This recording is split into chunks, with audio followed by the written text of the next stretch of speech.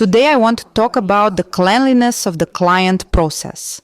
This is a topic I did not arrive at immediately, and definitely not through theory. I often see specialists sharing fragments of sessions, pieces of work, crying clients, or turning the process itself into content. And every time the same question comes up inside me.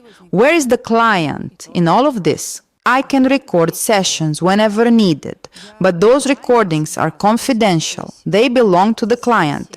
If they want to revisit them, they do. If not, then not. I never publish session fragments under any framing, even with consent, even if it is written into a contract, because when real deep work happens, a very intimate process rises between therapist and client, not emotional, but process-based.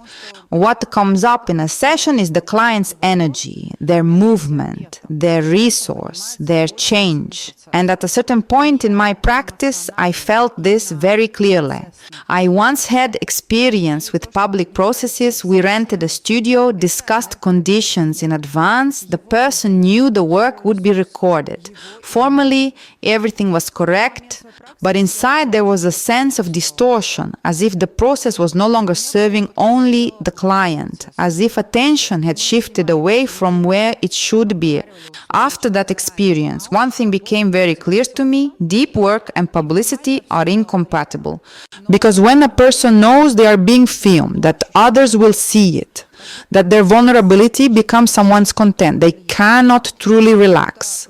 And without that relaxation, depth simply does not happen.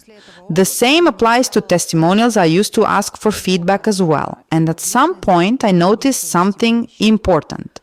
When the work goes truly deep, people often do not want to talk about it afterward. Not because it was bad, but because it is too personal. It wants to be lived, integrated, and then left behind. That is when I stopped emphasizing testimonials. Not because I have nothing to show, but because something else matters more to me. What matters is how the process unfolded, where I was precise, where I could have been more attentive, what I saw as a specialist, and what I can improve in my work. My main measure is not the client's excitement at the end, but my professional honesty with myself.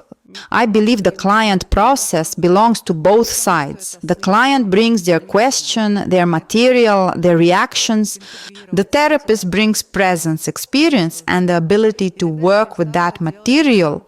That is why I allow myself to share stories without names, without details, without recognition.